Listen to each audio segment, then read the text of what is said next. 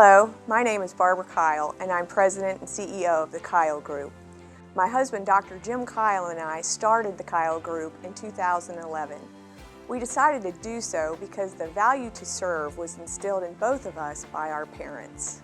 My husband and his team were going to go and test the elite sprinters in Jamaica, the young adolescents, for exercise-induced asthma. It's their ticket to an education. If they can perform well, then chances are they can come to America and go to college. So the community decided to collect gently used soccer shoes, and I was the front person for that. So there was a press conference scheduled, and I introduced the concept of the 500 plus pairs of soccer shoes that were going to accompany Dr. Kyle and his team to Jamaica. There have been so many projects that we have done together and separately, but the service-based value has always been a part of our work. Exercise is medicine, and we both have a great desire to keep young people moving. And after the research that I was privy to with the West Virginia Women's Commission, I understand that sedentary lifestyles in our children here in southern West Virginia, unfortunately, are at the forefront of things that really got my attention. So it seemed very important for us to do everything we can here in southern West Virginia with EMS and the schools and athletic training staff to be able to make it a safe venue for all of our young people. So many young people sustain these injuries, and if not properly handled, they may never move or compete or play competitively again. The Kyle Group is project-driven, education-focused, and it gives me great pleasure to introduce the Friday Night Medical Timeout. Thank you.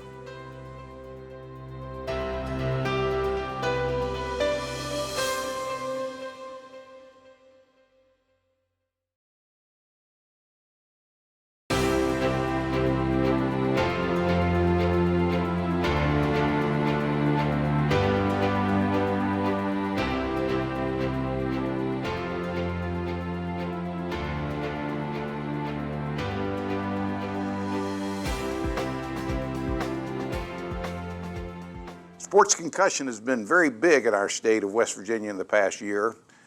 As you can see on this slide, lots of things have happened at the NFL and collegiate level. Now on the high school level, concussions are a big, big entity.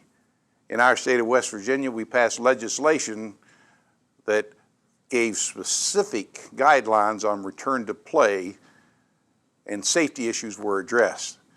The CDC is involved in this. Coaching parent groups are mandatory preseason meetings and videos. It's a big time in the state of West Virginia to be medically timeout prepared on Friday nights.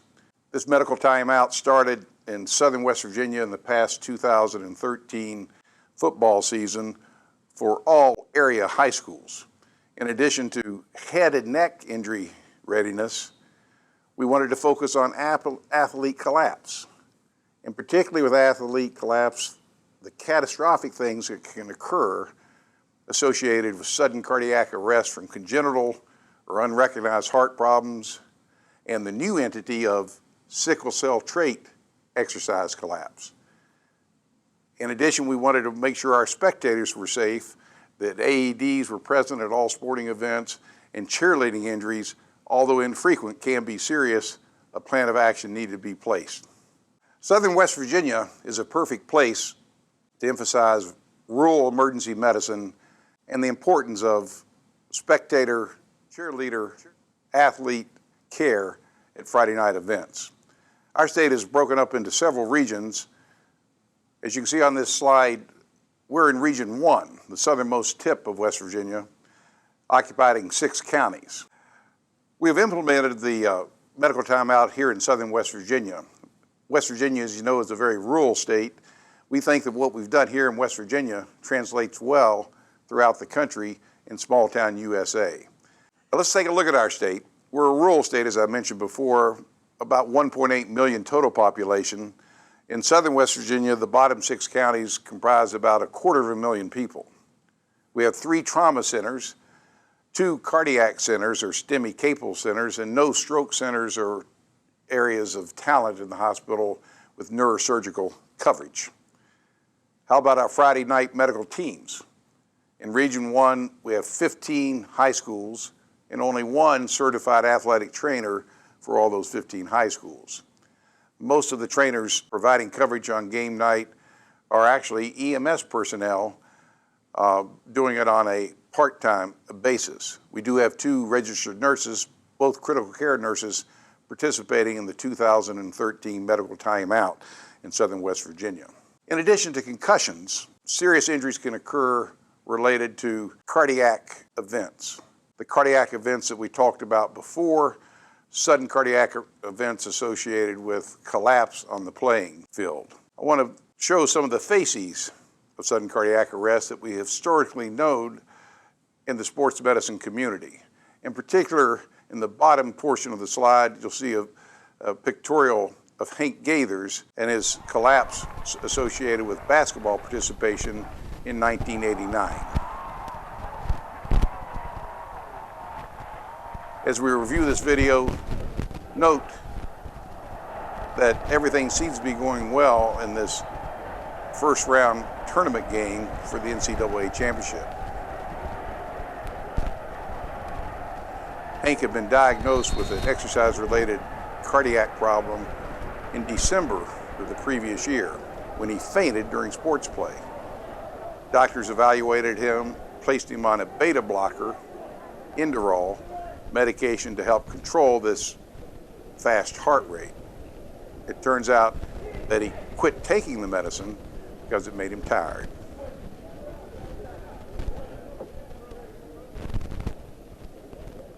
It was very important for return to play that a cardiac defibrillator monitor be present at all times during practice and games. As you can see, as Hank Gaithers leaves the court of play on this particular event captured, the defibrillator monitor is being carried by a member of the medical team and is not hooked up to Mr. Gaithers. That was 1989, prior to having automated external defibrillators. Fast forward now to the medical timeout and high school football games.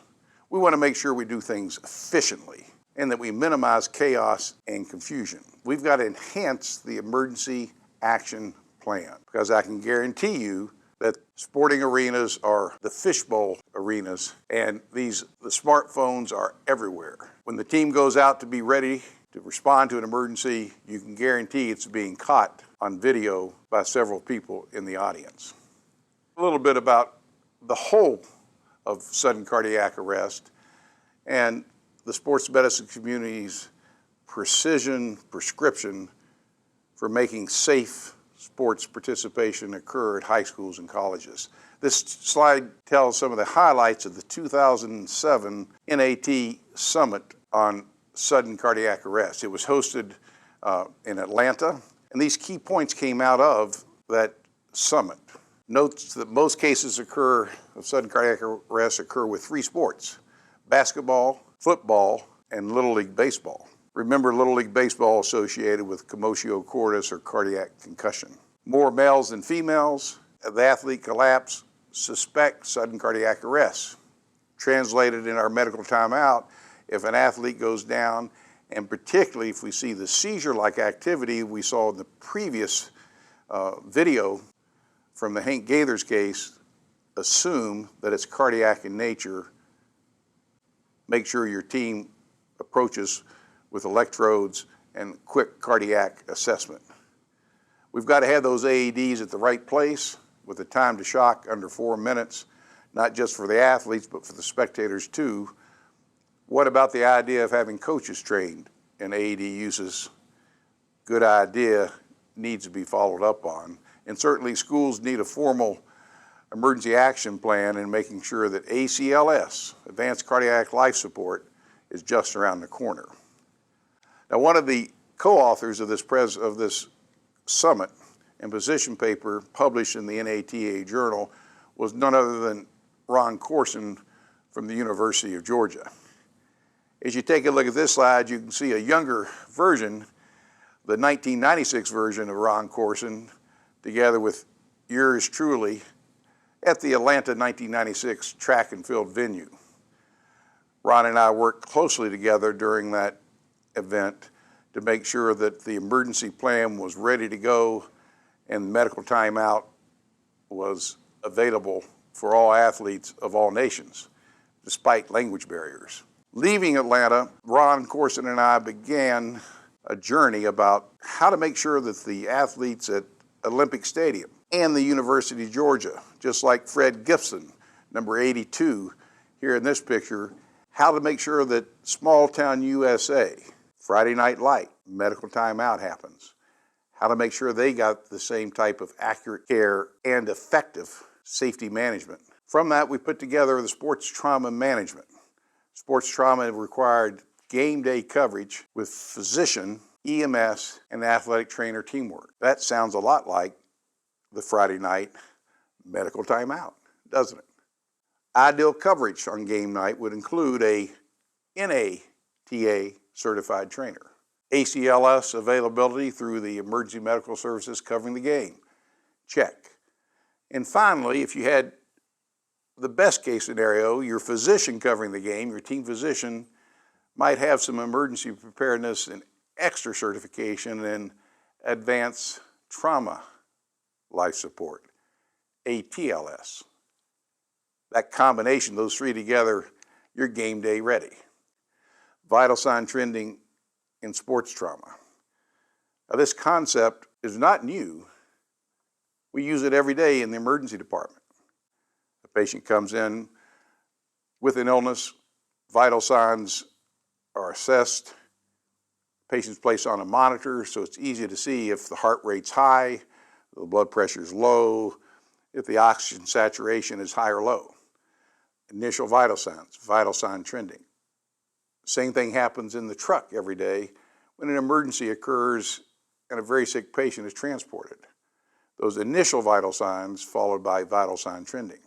Remember, we're looking for EMS, athletic trainer, sports medicine team on Friday night, and team physician coordination and teamwork. Let's talk a little bit about the rule of 100 and how it applies to Friday night game. The rule of 100, simply said, is after obtaining the initial vital signs on a downed athlete, apply the rule of 100 and make decisions whether to go on to vital sign trending over the next 30 minutes. The rule of 100, as you can see on the left portion of the slide, if the pulse, if the heart rate is greater than 100, if the systolic top number blood pressure is less than 100, or if the temperature is elevated above 100, initiate vital sign trending. You have a sick athlete. The converse of that, very important, is if there is no tachycardia, heart rate below 100, the blood pressure is fine and normal, and there's no temperature elevation, that's a good sign. Unlikely that a serious injury has occurred.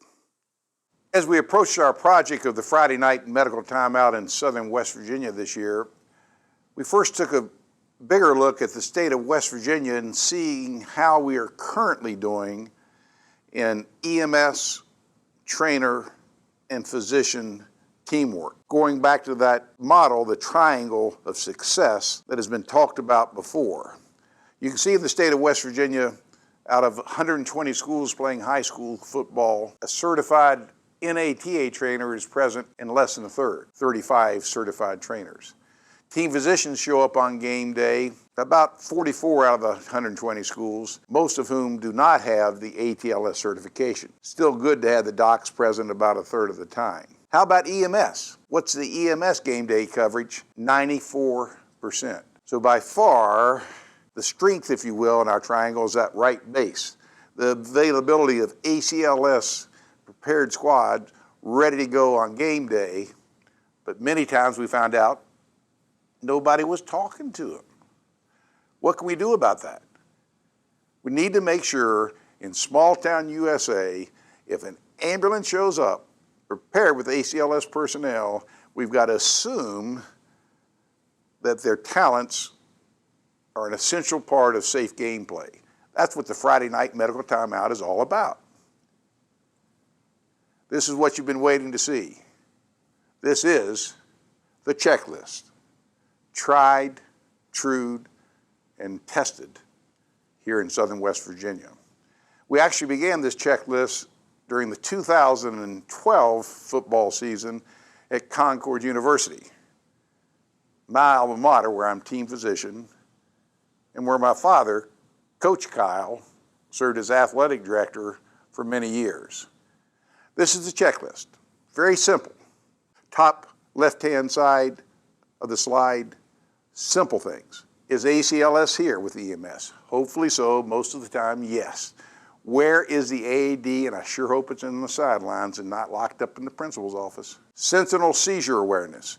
You've seen one, now you know, time and time, and it's repeated. Young athletes with ventricular fibrillation or the fast ventricular tach that likes to go to ventricular fibrillation will present with a sentinel seizure, thinking that it's a head injury or concussion. All the focus on concussion in 2013, seizure, think heart.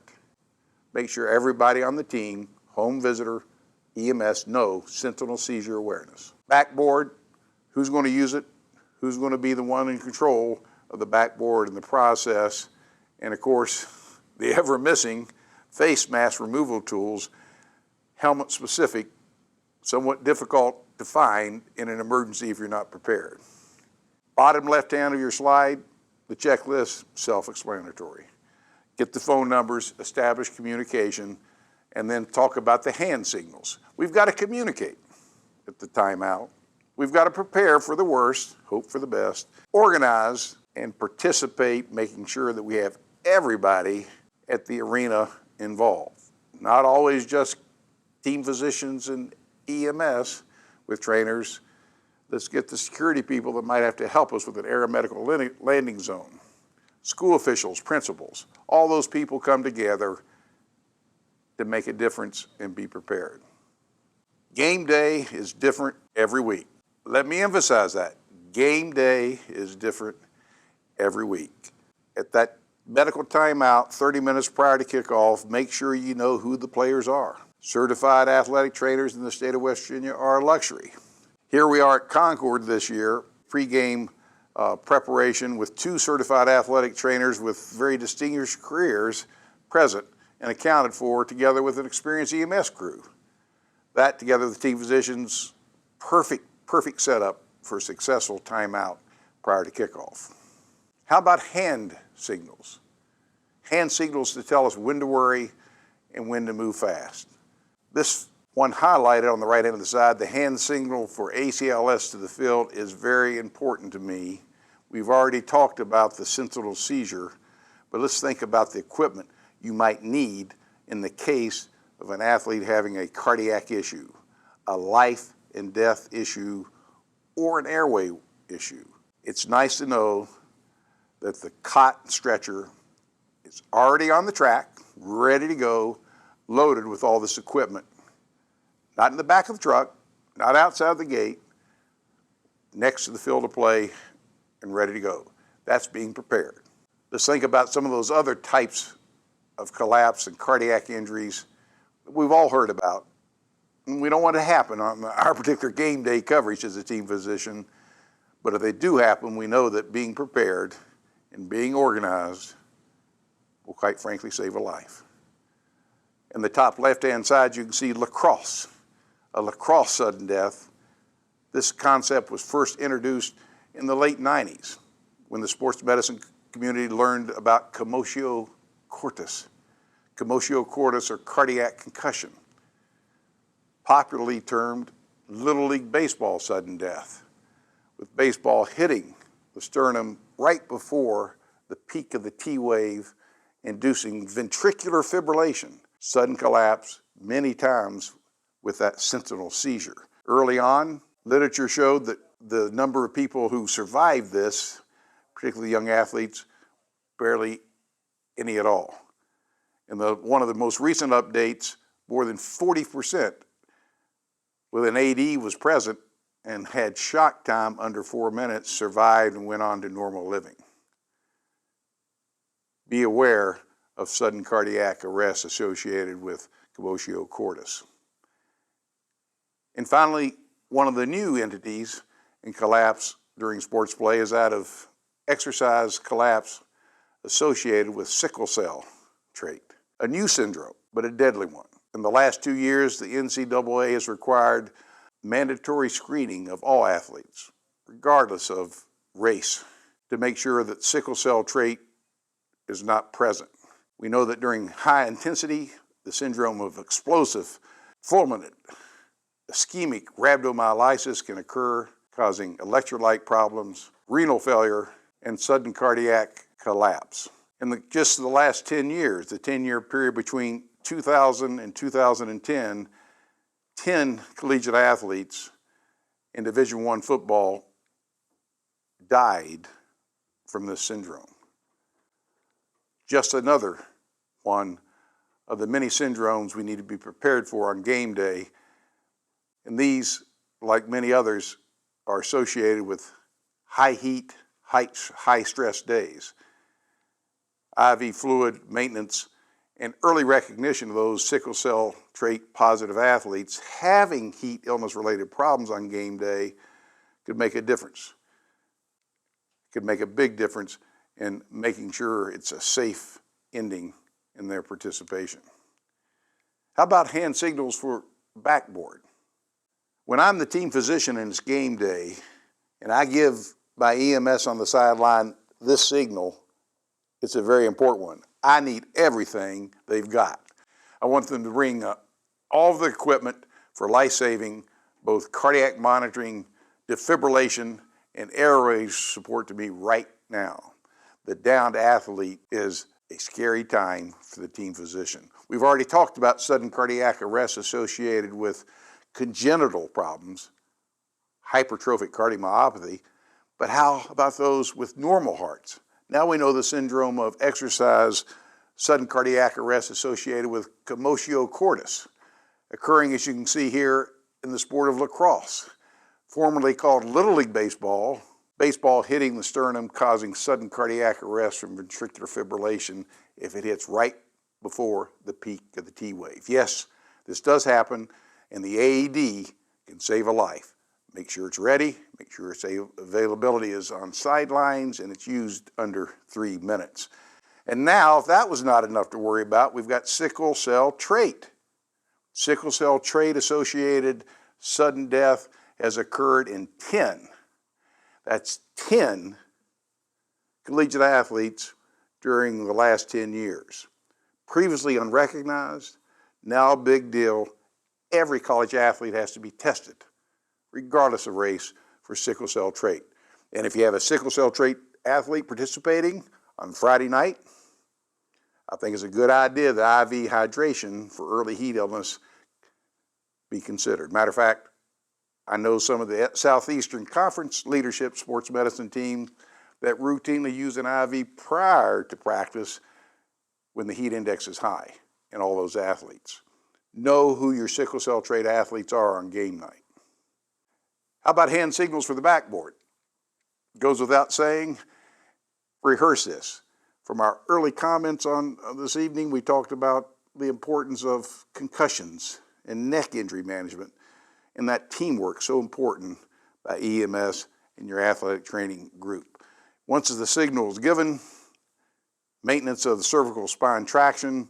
As you can see, this first rescuer at the top of the head has got control of the helmet as the steps go about to remove the face mask and place them on the backboard. Let's make sure we look into the what-ifs of this process and be organized. Hand signals, arms outstretched, backboard, and move through the process seamlessly, because I can guarantee you once again, it is a fishbowl arena. Sporting venues are fishbowl arenas, and smartphones are everywhere. How we organize and prepare and execute will be logged and monitored. Now, cheerleading injuries, something you might not think about, but I can guarantee you that cheerleading injuries are on the rise. We've seen more and more cases of these in our emergency departments around the country. And that's because it's a true sport. Athletes train year-round to be competitive in cheerleading. And the injuries are not just ankle sprains or shoulder injuries. We see some trunk injuries, head and neck injuries that are significant. In the top right-hand portion of the slide, you can see the head injury very close to me and my family, as my goddaughter and niece has had 2 concussions as a high school cheerleader during her junior and senior years. And her nose was fractured twice, both in competition. Tough sport. EMS response to the sidelines, with or without the help of the sports medicine team on the sidelines, needs to be discussed during the Friday night medical timeout. I want to remind you, the air medical landing zone can be a prime and very focused point of preparation in the more rural areas of our country. In southern West Virginia, our transport time to local emergency departments is not that great. The worst case scenario might be a 30-minute transport. For some of you initiating the medical timeout in the isolated western states, you might have transport times in excess of 1 hour. And that landing zone and preparation for it with your local security team as well as your fire department is a key in making it run smoothly. Make sure you think about your air medical landing zone. Now to spectators. Sudden cardiac arrest being obviously the worst possible scenario in terms of spectator injuries, but there are falls and head injuries just like on the playing field that can occur in the stands. But consider this statistics. Where in our country is the most common place to have a sudden cardiac arrest? Casinos. You wouldn't have guessed that. But the reason why? Casinos, the environment, they go all night, time zone changes, no clocks to remember when to take your medications, a lot of smoke, some good stress and some not so good stress associated with the casino and winnings and losings.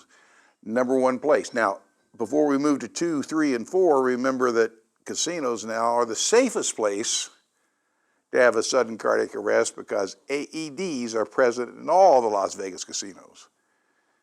With a goal of time to shock under 4 minutes, amazing results published over the last 15 years since that project was initiated in the realm of 60% saves. Much safer to have a heart attack in a casino than a city street in New York City. Second, airports. We all know the stress associated with airports. Third, sporting venues. That's why spectator care is so important, and I can guarantee you that if you didn't have a sudden cardiac emergency in your region this year, it's only because you weren't aware of it. It did happen, and that EMS preparation was a key and a safe outcome. In closing, I just want to remind you, I've enjoyed spending this time with you introducing Friday Night Medical Timeout. As you go into your next step in exploring the start of the medical timeout in your community, remember this is good medicine. It's good for you, it's good for your athletes, and it's a must for your community. Thank you very much.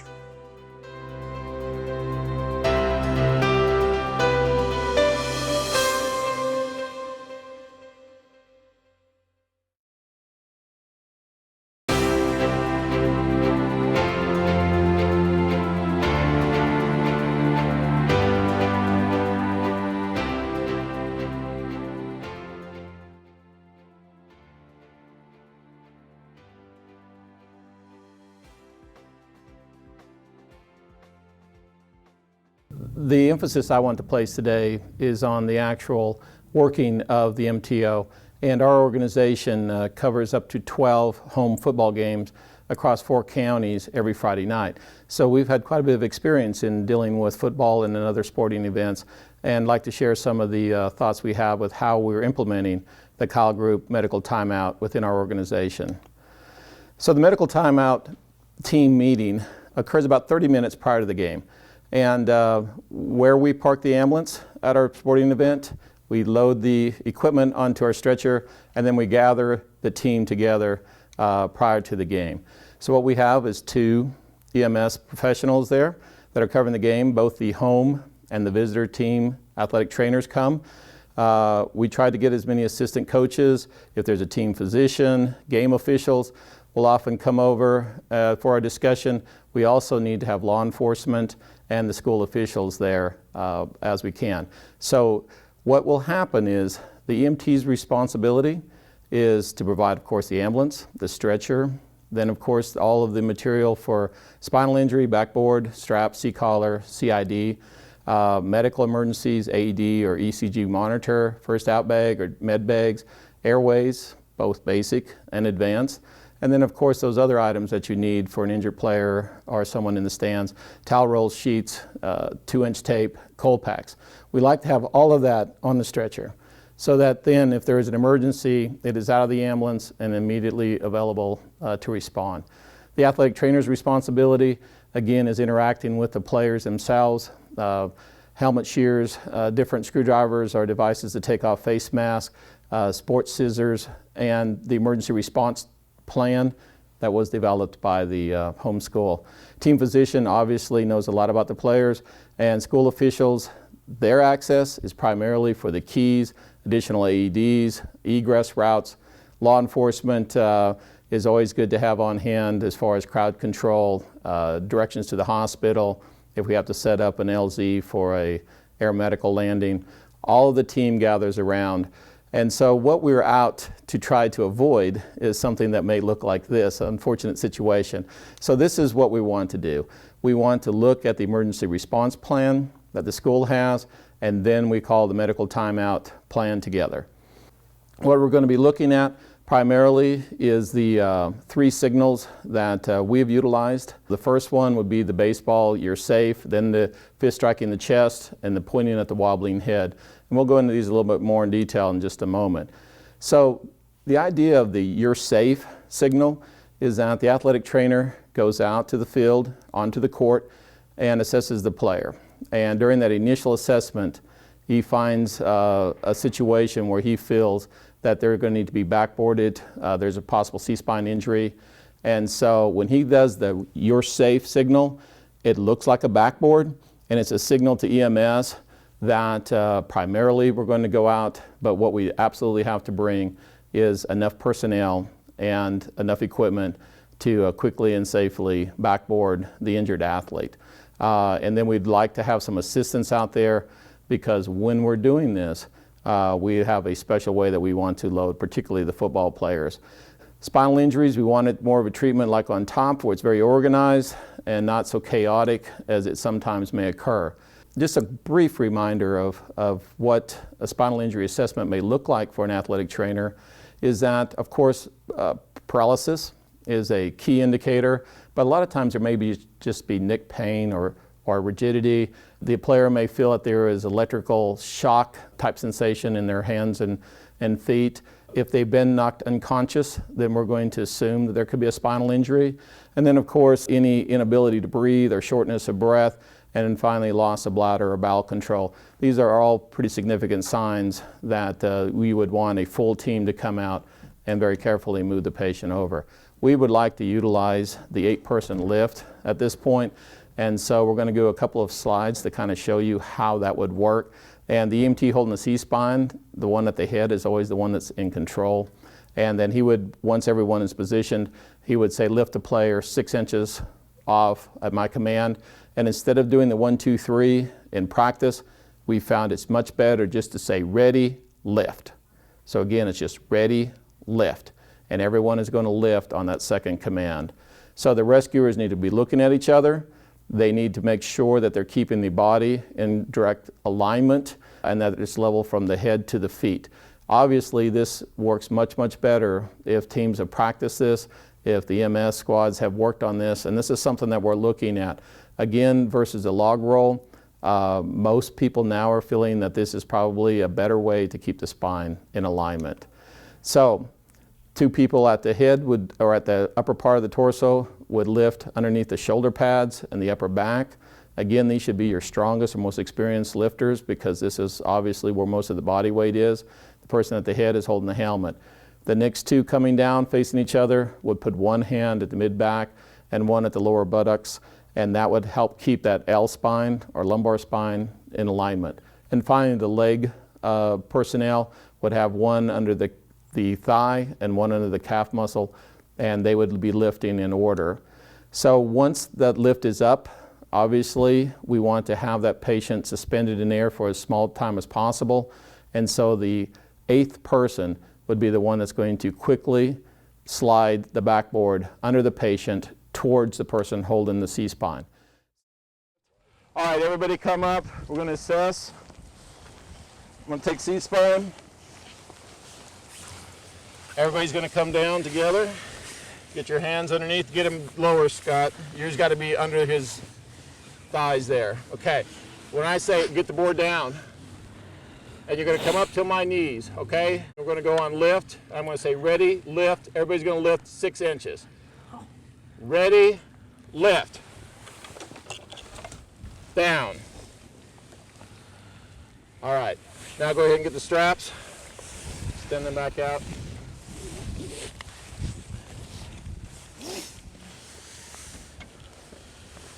Ready, lift. Ready, down. So the person with the backboard has an important job.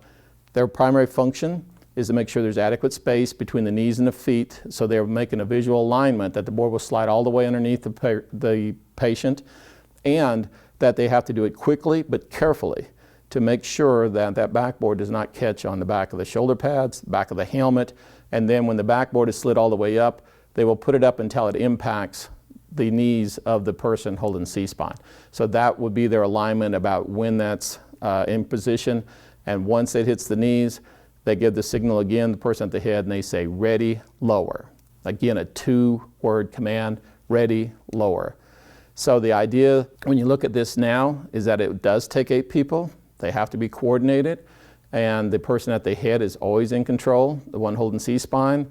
When the lift comes up, the person at the foot is sliding the board in as quickly and carefully as possible. If the player is prone or face down, either on a court or on a football field, then obviously at that point the backboard is brought in and they do the log roll in a similar fashion that we have done in EMS and athletic training for years. The second kind of command that we're looking at is if an athletic trainer would go out, interact with a player, then what we're going to do is have the striking fist sign. And the striking fist sign just means that there's some type of medical issue, either a breathing problem, perhaps a chest pain problem. And so in that case, EMS would be looking more likely to bringing out the medical gear, oxygen, etc. The athletic trainers, again, particularly in sports with padding, may also come out because their primary function in these roles is to remove the clothing or the uniforms of the player, and then also to make sure that they know the history of the players, if there's something that would be able to interact with that. So again, these type of medical emergencies could take on a lot of different roles, from cardiac arrest to seizures to respiratory, asthma, any of those types of situations that go on. And so again, if you have a medical issue on the field of play or in the stands or with the coaches or officials, then we want a very coordinated method to come out. And again, the striking fist is one of those things that will allow us to say this is a medical call, and that's what our primary focus is going to be. If it should go to the part of having to do CPR, again, it's absolutely vital that the athletic trainers and EMS and other associated professionals all work as a team. We have had to encounter this on a couple of occasions over the years, and in those types of situations, everyone has to be able to quickly bare the chest apply the AED, start the CPR, do those types of things that's going to make a very coordinated event.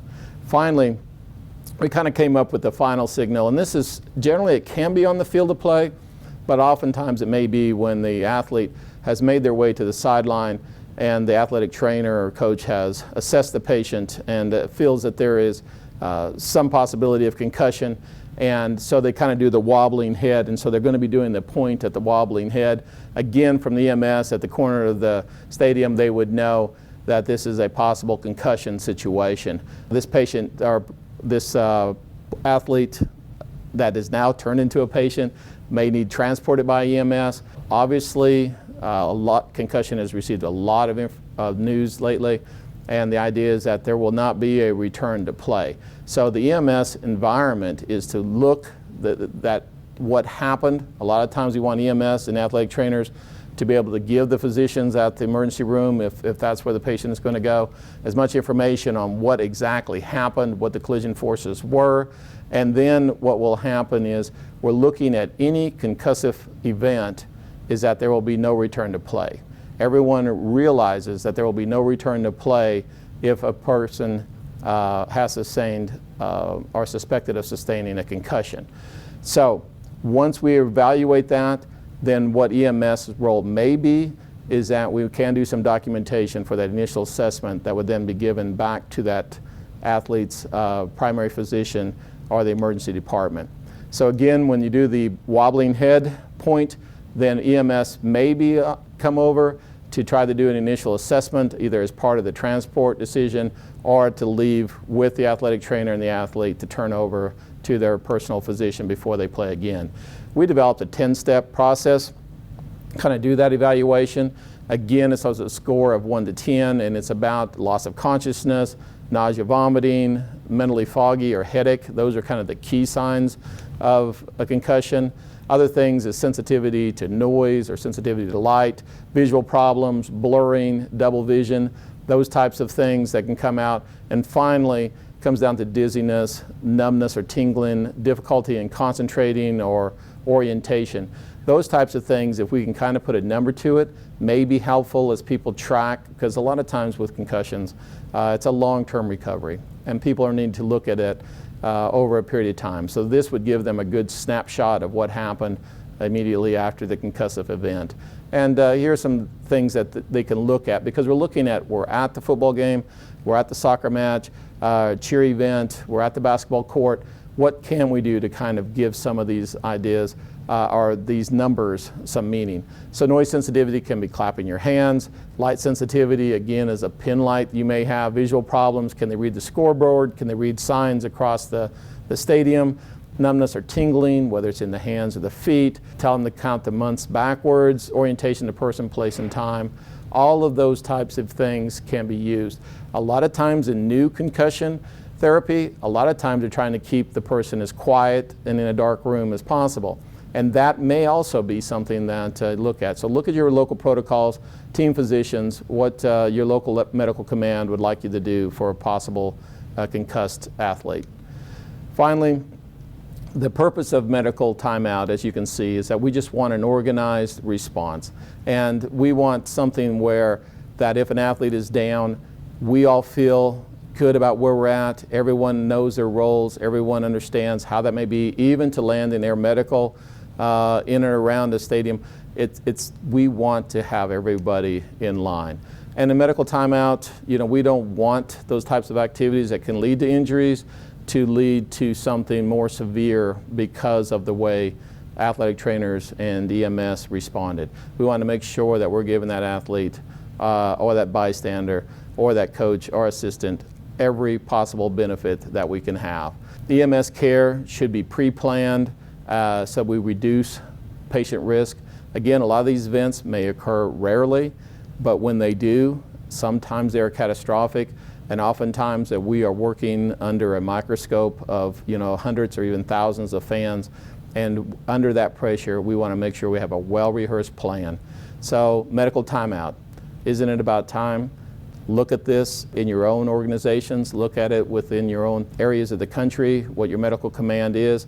We hope that it starts a discussion on how you too may help these athletes And again, as we go out this weekend to numerous, probably 10 or 12 different sporting events, it makes us each feel more confident that our teams are prepared and that we have worked with the athletic trainers to make any emergency situation run as smoothly as possible.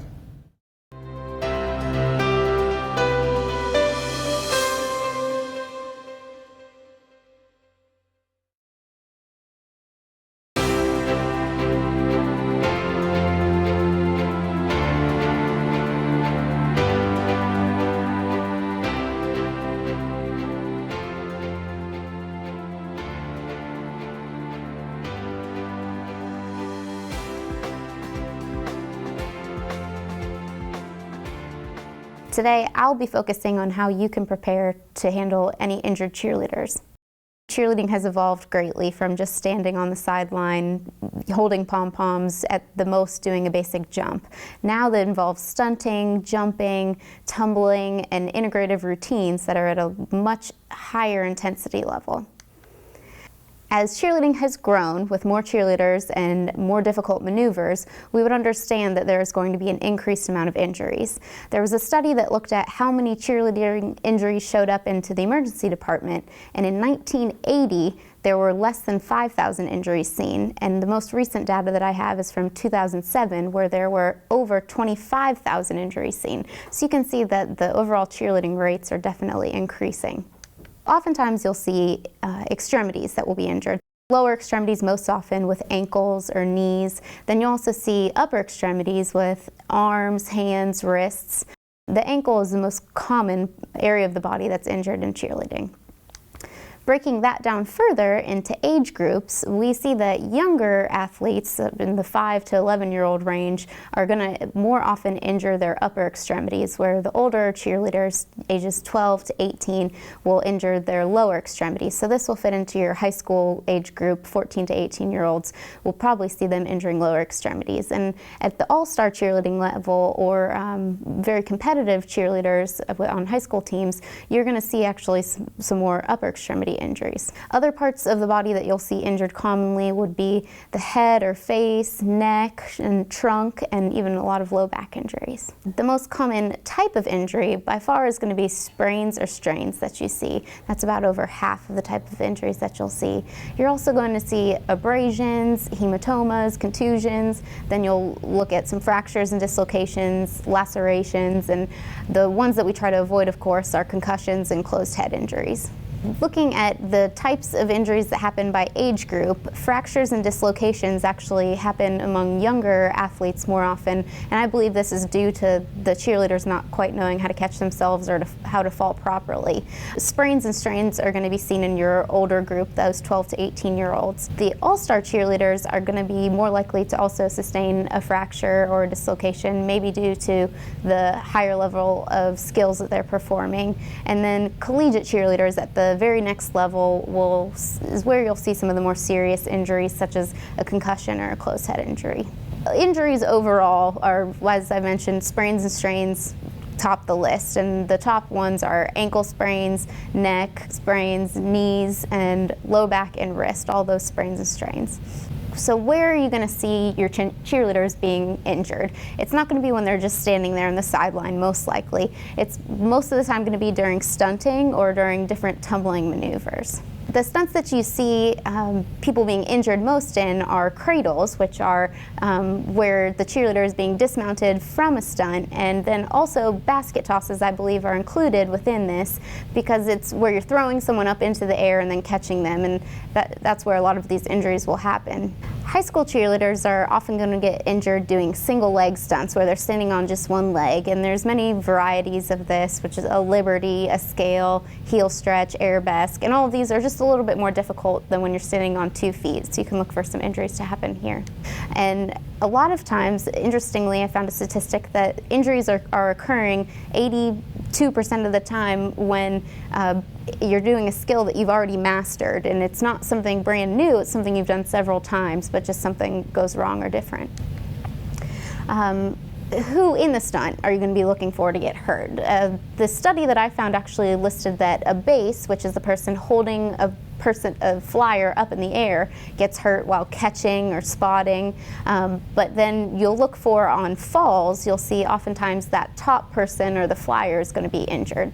Next, I'm going to talk a little bit about catastrophic injuries that you'll see with cheerleading. I'm going to break it down into some different areas from a study that I found. Fatalities, then they talk about non-fatal brain or spinal injuries, and then non-fatal skull or spine fractures. They also then break those down into the non-fatal injuries may include permanent disabilities that result from that, such as a partial or complete paralysis. And then there's serious injuries, which are something like a vertebral fracture that does not result in paralysis, but is still obviously a very serious injury to consider. There's a big chart here that I'll break down for you, so don't get worried about all the details.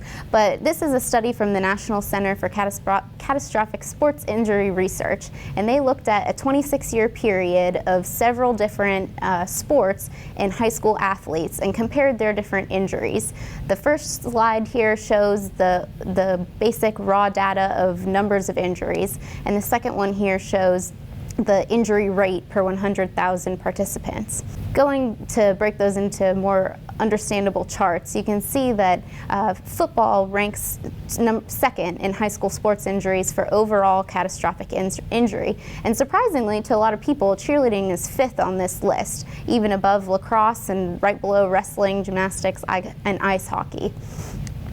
For fatal catastrophic injuries, once again, I know the medical timeout focuses on football, which is at the top of our list here, and that's why we need to be prepared for some of these terrible injuries. But cheerleading is number 9 on this list, and when you see someone fall from a great height, you also have to consider that they could have some terrible injuries as well. Here's one more chart just showing the non-fatal catastrophic injuries, so that would be something like a paralysis or partial paralysis. Cheerleading ranks number 5. And then the serious ones where it might be a fracture of your spine, but it's not a true paralysis. Cheerleading's number 4, just 2 behind football.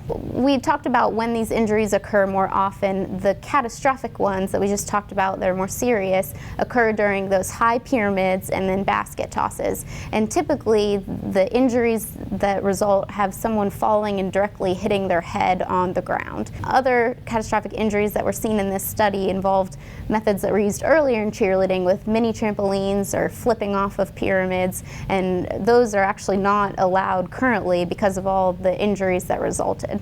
Cheerleading gets this reputation as being the most dangerous female sport, and when you actually look at the injury rates, it's true to a certain degree. In high school, when you break it down by the injury rate, gymnastics tops it, but when you look at collegiate injuries in females, cheerleading is at the top of the list. It's something we need to take very seriously. It's not saying that you should not be performing these, it's just certain safety needs to be taken into account, and we need to have our medical timeout ready in case any of these injuries do occur.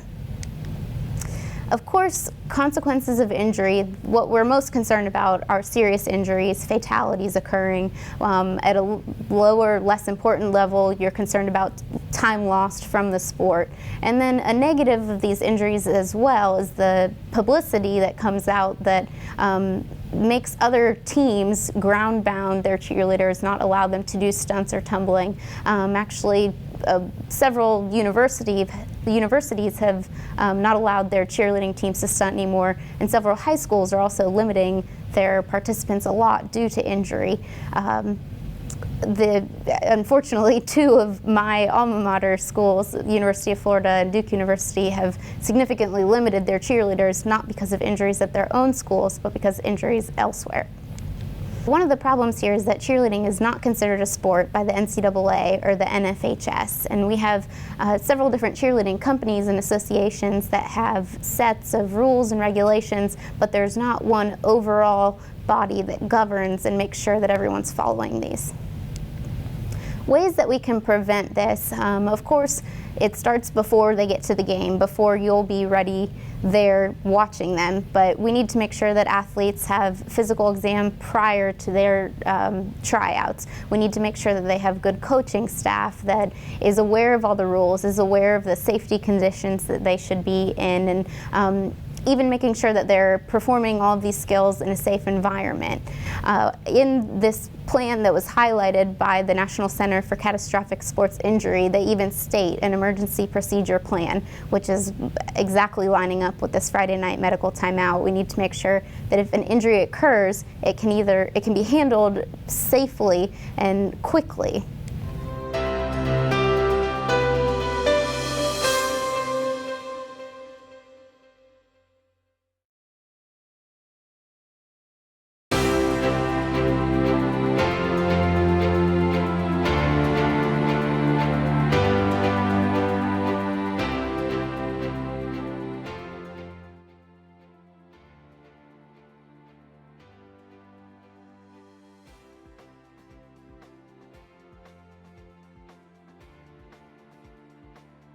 I'd like to have a discussion about spectator illnesses and injuries at sporting venues during the sporting events, and how the medical timeout and EMS response should be pre-planned and prepared to meet these specific needs of the many spectators that come. I want to make 5 quick points about spectators that we should all be aware of as we go to provide coverage at sporting events. Number one, a lot of times these become mass gatherings, particularly in whether it's a small community or large, that the sporting events become some of the largest gathering of the community in that area. And just by the force of having that many people with all their pre-existing illnesses and injuries can lead to an increased amount of incidences during these events. In the case of football, soccer, baseball, all the outdoor sport venues, we also have a lot of environmental concerns. When we're talking about heat, cold, rain, snow, understand that a lot of these operate in extreme temperatures and times when normally citizens wouldn't be out, largely unprotected. They will come out and they will stay for a lot of times multiple hours in these kind of environments. That can also lead to the acute onset of exacerbation of illnesses and injuries that they may have currently had. Number 3 is the environment itself. If you look at a lot of our stands, they're either aluminum or steel, concrete steps. So again, the risk of falls or significant injuries. If you think about the number of stairs in a typical stadium, it's many more than people would have in their homes. And again, for the very young, the very old, those that are incapacitated due to other situations, this can be very dangerous for people. And it should be something that EMS and the athletic trainers jointly look at prior to the games. And finally, everyone is coming in with some type of health history, some of them rather significant. And oftentimes, because of the excitement of the game, they may ignore a lot of the early signs and symptoms that they would probably be treated for, but they do not want to leave the game. They don't want to interrupt their family. And so a lot of times people that may have some initial symptoms may allow those to progress until there's a significant issue before they let anyone know. And then finally, we have the idea is that all of these things put together makes the sporting venue the number 3 site in this country for sudden cardiac arrests. So when you're looking at the situation of EMS covering sporting events in small towns, large cities, you have to understand that bringing this number of the community together with all the pre-existing conditions is prime to be able to have to take immediate action to help save a life. And so when we're looking at these situations, that ambulance that is covering the football game, that ambulance covering the other sporting event, also has to keep an eye open in the stands. And with the medical timeout, it's important that they decide, are they utilizing that ambulance? If that ambulance has to leave with a spectator, then what about coverage for the game? They have to have contingency plans for that, whether they can treat the patient, depending on the severity, until an outside ambulance comes in. And all of that needs to be worked through with the game officials, with the coaches, and with the rest of the medical staff on site. Again, all eyes should be not only on the football players, the other athletes, but also the cheerleaders and also those in the stands, because when you really look at what EMS's responsibility is, it is for all the citizens that have come out on a Friday night.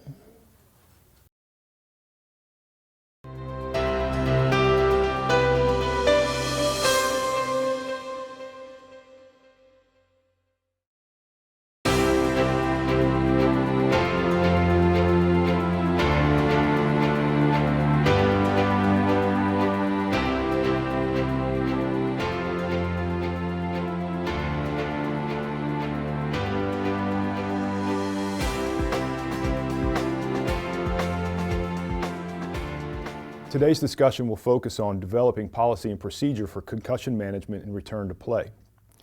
In large part, this discussion will be based on the information found in the consensus statement on concussion in sport derived through the International Conference on Concussion in Zurich in November of 2012. The working definition prescribed by the consensus statement indicates that a concussion is a brain injury and is defined as a complex pathophysiological process affecting the brain induced by biomechanical forces. Definitive points of the working definition include that a concussion is usually caused by a direct blow to the head or by an impulsive force transferred by a blow to the body. Typical symptoms are short-lived, but may also develop minutes to hours later.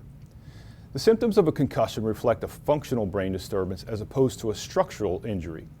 It should be noted that neuroimaging is of little help in regards to the diagnosis of a concussion or resolution. Concussions may or may not involve loss of consciousness, and loss of consciousness does not indicate level of severity or predict recovery in terms of a mild traumatic brain injury as opposed to moderate and severe brain injuries. The rationale for developing policy and procedure at the high school level for concussion management is to ensure the best possible outcomes after a concussive event. The process should ensure clarity in the decision-making process among all members of the sports medicine team, and ultimately the goal is to prevent catastrophic outcomes. The sports medicine team must include a primary care team physician trained in sports medicine, preferably physician specialists such as neurologists, the certified athletic trainer, the school nurse, a coach representing each team in the athletic program, a school administrator and athletic director, as well as parents representing each team in the athletic program. The online concussion management protocol outline begins with pre-participation exam, neuropsychological assessment, education, acute management, and return to play protocols. The preseason physical exam in regards to concussion management begins with making sure that the exam provokes questions regarding previous questions and asks direct questions regarding concussion history. Findings may indicate need for specialized follow-up. Therefore, the physical exam should be done within 6 to 8 weeks prior to the beginning of the sports season. Consideration of age-appropriate assessment and return-to-play protocols need to be assessed at this time when the sports medicine team has the opportunity to evaluate the age spectrum of the cohort of athletes they'll be working with. Preseason physical exam is also an opportune time to administer pre-participation neuropsychological testing.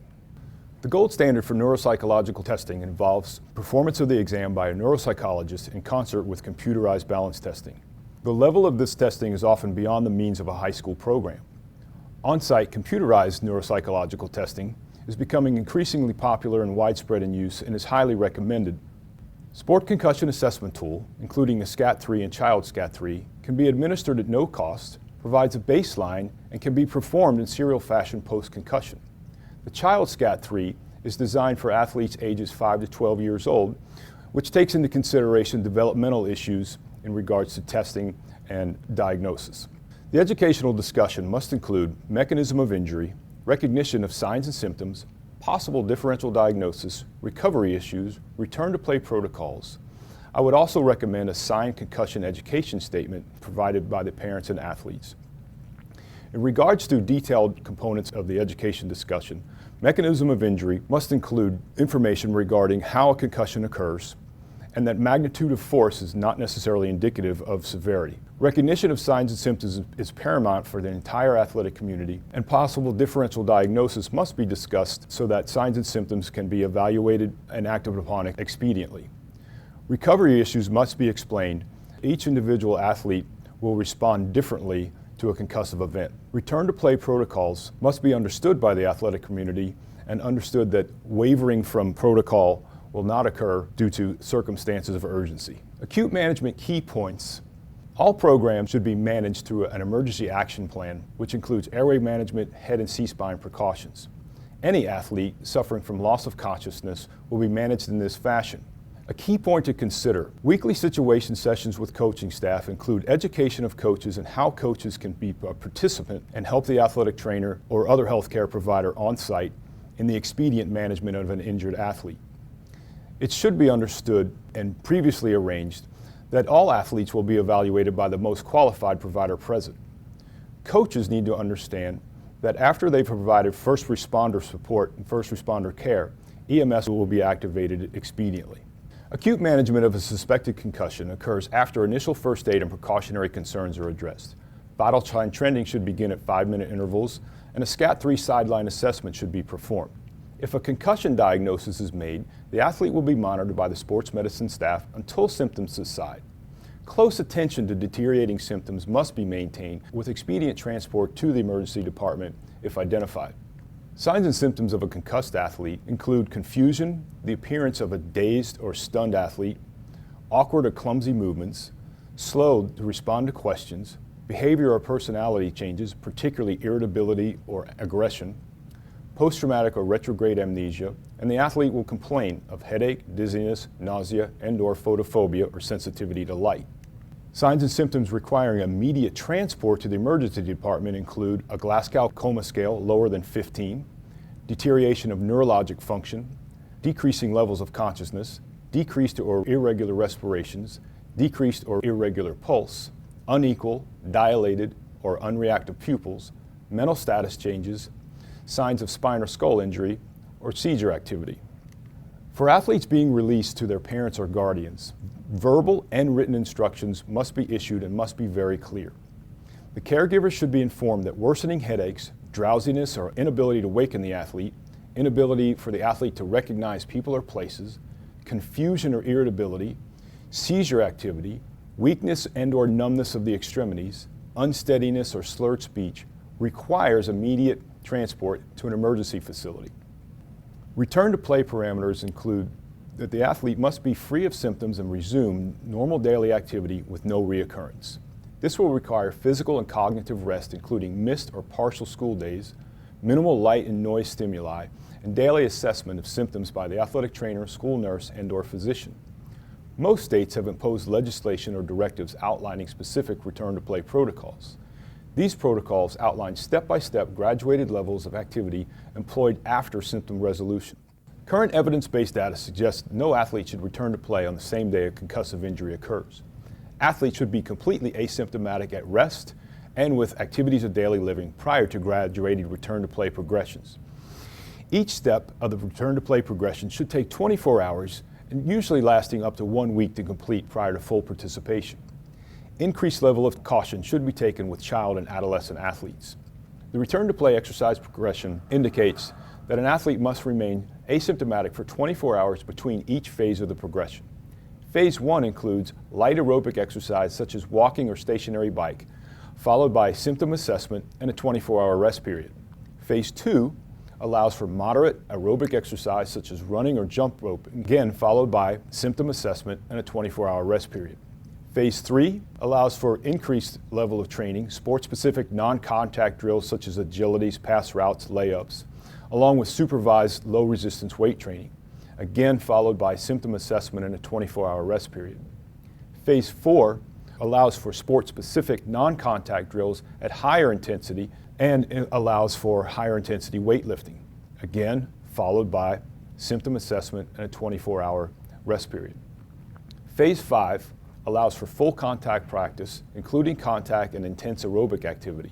Phase 6 allows for return to restriction-free activities. In addition, the National Athletic Trainers Association position statement entitled Preventing Sudden Death in Sports, found in the Journal of Athletic Training from 2012, volume 47, as well as suggested guidelines from the National Federation of State High School Associations.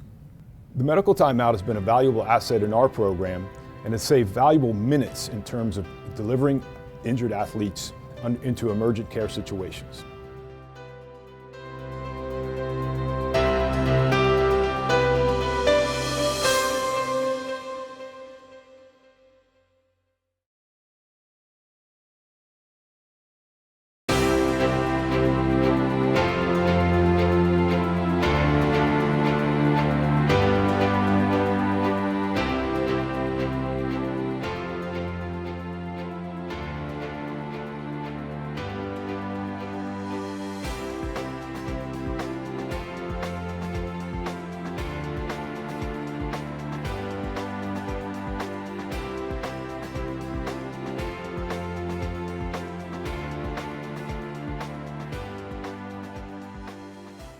Let's talk about graded return to play. The graded return to play is recommended through the consensus statement. Graded return to play for soccer specifically, number one is rest. You've got to rest them cognitively and physically until they're asymptomatic or symptom-free for at least the first 24 hours. Number two, you allow the athlete, once they're asymptomatic by using the symptom score sheet, to engage in light aerobic exercise such as stationary bike for about 15 to 20 minutes. Number three is moderate intensity aerobic exercise for approximately 30 minutes. You can have them bike or jogging. Number four would be sport-specific training, which would include ball handling, passing, light running, but no heading whatsoever. And you don't want to put the athlete into a position where they could get hit in the head. Number five, you would initiate non-contact training drills, including full exertion, interval training, and they may start weightlifting. Number six, to begin heading. And I'm going to walk you through the return to heading progression in just a minute. So you take them through the first two steps. Number seven would be full contact training with heading, steps 3 and 4, and return to competition or gameplay. As you're working through these steps, the athlete will complete the step, and when they're finished, you'll do a symptom score sheet on them to see if they're having any symptoms after the activity. They'll go home and rest, come back the next day. You'll start with a symptom score sheet. If they're symptom-free, you can progress to the next step. If they have any symptoms, they're done for the day and they go home and rest. They'll come back the next day and you start back where you left off. Let's move on to the heading return to play. There are basically 4 steps. The first step is the recovering athlete would stand on the 6-yard line and you would stand on the end line. You would toss them 5 balls, light, easy balls at their head and let them head them back to you. You would do 5 from the front, 5 to the right, and 5 to the left. That's it. The second stage would be have the athlete stand at the 18-yard line, and you would stand on the end line. And you'd toss them 5 balls to the front, 5 to the right, 5 to the left. They would be required to use proper technique and skill to head the balls back to you. Then you would check them for symptoms. If they're asymptomatic, they come back the next day and you could advance to steps 3 and 4. Step 3 is they stand outside the 18 and you send them harder balls at longer distances. Send them 5 straight on, 5 to the right, and 5 to the left. Have them head them back to you. If there are no symptoms following these steps, the final step, 4, would be to return to practice contact with unpredictable heading. So that's pretty much the management program and the return to play progression. A few words on pre-participation concussion assessment. It's important in the medical history that you ask certain questions, and we've added certain things to our health history questionnaires, such as, have you ever had a loss of consciousness? Have you ever had a concussion? And if you had, we asked for the dates, the duration of the concussion, and if you had any complications. This information helps us in case the student athlete were to experience a concussion in the future, and then we would have a complete history. Education is very important as well. The NCAA requires that we educate our student athletes prior to the first practice of the season with video and giving them handouts about concussions, how they occur, the signs and symptoms, and why they should report them to their medical staff. We also do education with our coaching staff, and the example here is what US Soccer posts on their website. They have concussion handouts for the student athletes, for the parents, and for the coaches. Baseline testing is also part of our pre-participation exam. We do baseline testing on sports that are high risk for concussion, such as football, ice hockey, wrestling, soccer, and basketball, and so on. The baseline testing is the impact test, which gives us baseline numbers on these athletes in case they were to sustain a concussion. We would have something to compare against. Concussion prevention. There's a lot of myths about concussion prevention, but there's a lot of things that we can do actively to protect our athletes from concussions. Mouth guards and helmets. Mouth guards do a great job at protecting the tongue, teeth, and gums from blows and decrease the severity of injuries. Helmets do a great job at decreasing the severity of contusions, lacerations, and fractures to the skull. However, they do not decrease concussions. Helmets do not decrease and cannot decrease the shaking of the brain inside the skull. Rule changes. Rule changes may be needed in certain sports to allow for off-the-field assessment of concussions without compromising the safety and welfare of the athlete, affecting the flow of the game, or unduly penalizing the player's team. Also, rule enforcement is important. This is directed through the referees and the officials.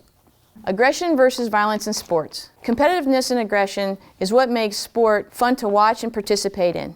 However, violence should be addressed. Fair play and respect for your opponent should be promoted. Just a word on special populations. Just remember that child and adolescents recover slower from concussions than do adults, and it's going to take a little bit longer for them to return to play. SCAT 3 is set up for ages 13 and above. However, if you have an athlete that sustained a concussion that's below 13, there's a specialized child SCAT to use with them as well. And a final note on elite versus non-elite athletes. The process in which we assess, manage, and make return-to-play decisions should be the same for all athletes, regardless of if they're high school athletes, recreational athletes, professional athletes, or elite athletes. The process is the same. The framework is the same. You do need to take into consideration their age. Children and adolescents are going to take a little bit longer to recover. And if there was a previous medical history of multiple concussions, you're going to want to take a little bit slower to ensure the health and safety of the athlete.